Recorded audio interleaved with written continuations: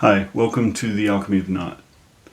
This video is about the truth of the occult being that there is no truth to occult.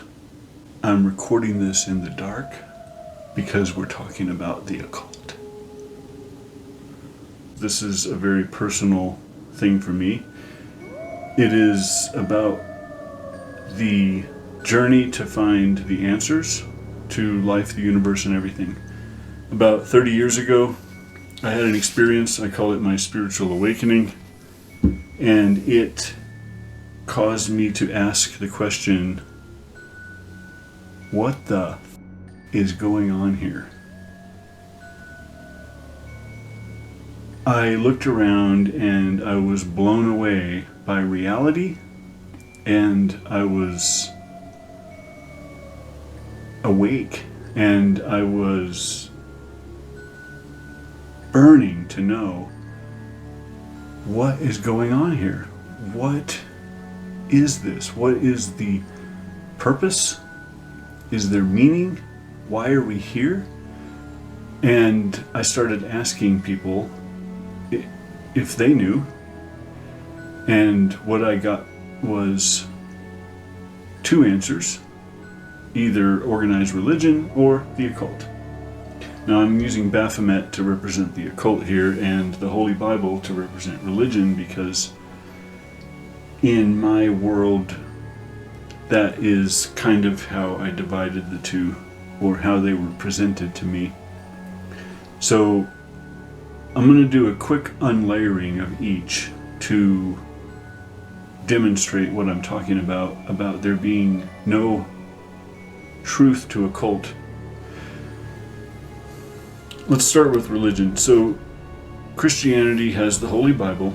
This is the Gideon Bible, so it's the King James Version, and it has the Old Testament and the New Testament. If we look at the New Testament is about Jesus Christ and his ministry. Go back about 2,000 years, the religion Christianity sprang from is Judaism.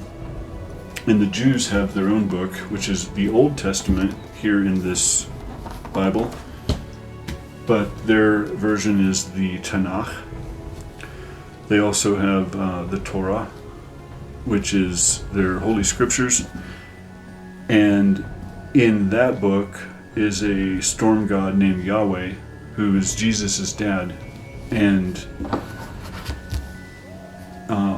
Yahweh had many other peers at the time. There were many gods.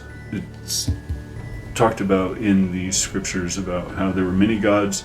The Jews decided to make a deal with one God, the storm god Yahweh. So they made a deal, they call it the covenant, and that God would protect them and they would pray to that God, and that was their deal. That's not really worked out very well for them, it seems, but there were other gods at the time. It was known. Every city had a god.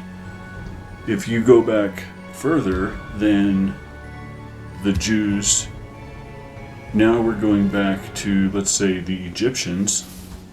So and the reason I discovered all this is because I just kept digging, trying to find the answers.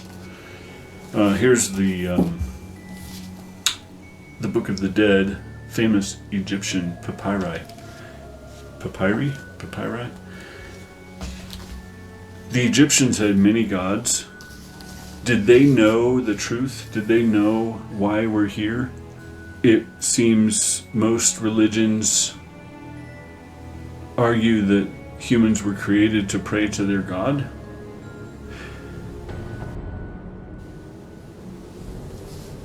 If you really start questioning these religions of today, what you find is they all come down to this struggle between good and evil.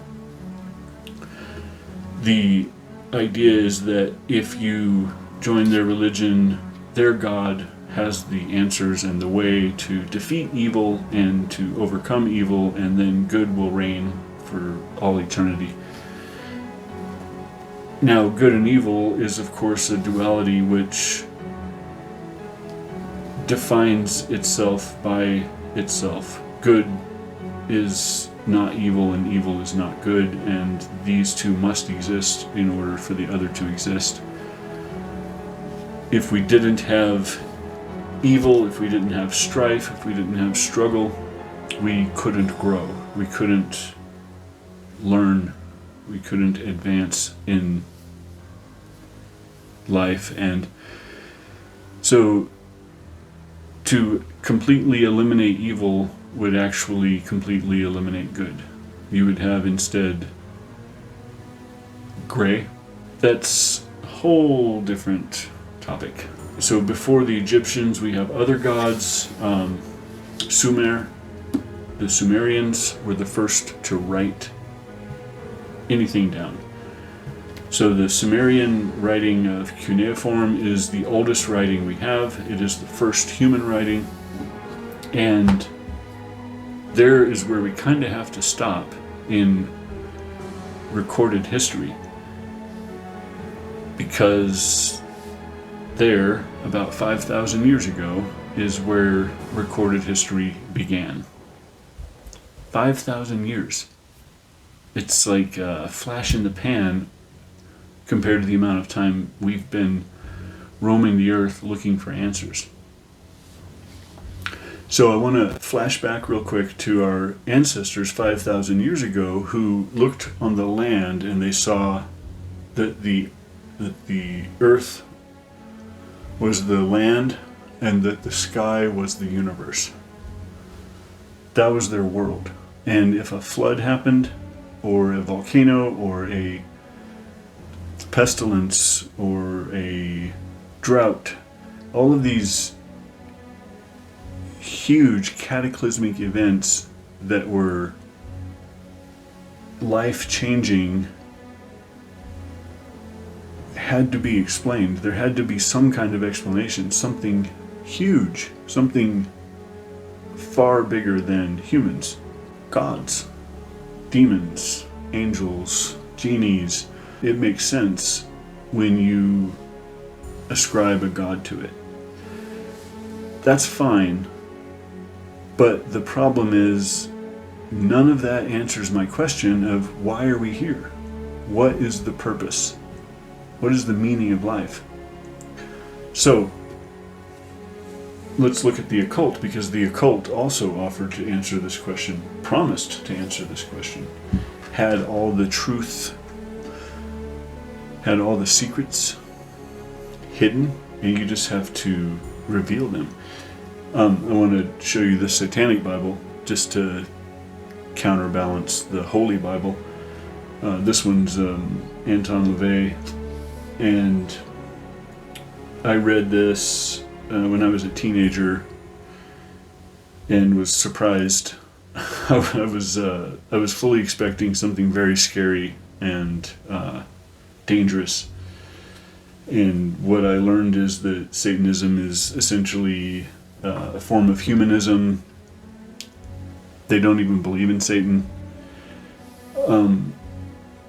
Baphomet is a character that they've recently adopted to represent them. So Baphomet is scary for a lot of people. He's horned, and horned gods are scary. I have Cernunnos here. Speaking of horned gods, I don't know if this is getting picked up, but this is Cernunnos. It's a pagan god, forest god. On the occult side, we have the Tarot. This book is about the Rider-Waite deck. Ooh, I have a really cool deck. This is called the Occult Tarot. I don't know if you can see it. It's kind of a dark red on a black background. But this deck has demon cards. Here's Murmur and Malphas. These are demons.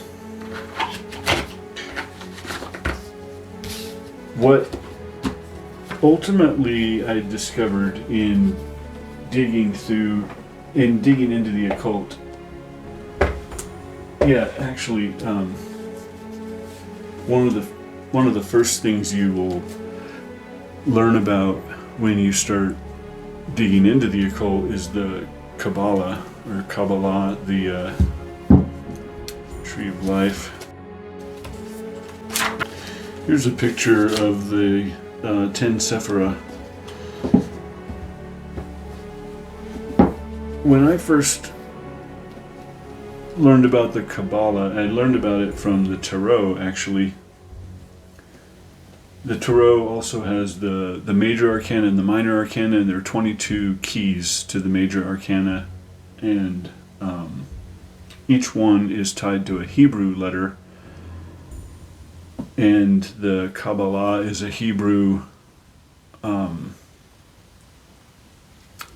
it's a Jewish mysticism. Here's a really cool encyclopedia on Jewish mysticism. Why Jewish mysticism? Don't the Jews have a religion called Judaism? So why are we studying ultimately a form of Judaism in digging into the occult? Well, the reason for that is that the occult is seriously intertwined in religion. It's intertwined in Christianity and then Judaism, because Christianity springs from Judaism. So, like, here is a book about the Golden Dawn. The Hermetic Order of the Golden Dawn was very influential in creating our modern day tarot, especially the Rider-Waite deck, which is my favorite deck. But here's the Book of Thoth. This one's by Aleister Crowley. So these are kind of things that you stumble onto as you're digging into the occult, trying to learn what is it occulting? What is this secret hidden truth that could ultimately be revealed if you could only unlayer all the way to the base. What I learned in unlayering the occult was that underneath it all was nothing. No answer. The reason there was no answer is because they didn't know. Our ancestors didn't know why we were here. They could barely make it through the day without being killed by a vicious beast or a rival tribe. It was dangerous, and they didn't have knowledge about the world. They didn't know that lead poisoning would cause blindness. They didn't know about toxins in lakes and streams, bacteria. They didn't have any of this information. Their gods didn't give them this information because their gods didn't know, because their gods were made up. Without dissing religion, because religion has its place, as does the occult. And I don't want to say that these are not useful things, or that they can't be useful things in finding a path and in providing a truth. I know for many people, religion is the answer, and their God is real to them. That's why this is very personal. I haven't found one where their God is real. I haven't found a religion that answers the questions of why are we here, for me. And the occult didn't answer these questions for me either. What I believe now is that nobody knows. Now, when I was in my late teens, early 20s, I was told that. There were some people who told me, nobody has these answers. And that was terrifying to me, and I could not accept it. I would not accept it. I thought, there is no way this thing is screaming through the universe off the rails with nobody guiding it, nobody directing it, nobody who understands what's happening here. I couldn't see how that could be possible. Now, after a couple more decades, or 3, I have ascertained that that's exactly what's happening. Nobody knows. The Christians say that their God is the right God. The Muslims say that their God is the right God. The Hindus say that their gods are the right gods. And then there's millions and millions of other explanations. People who say they have the answer and that they can explain what's going on here.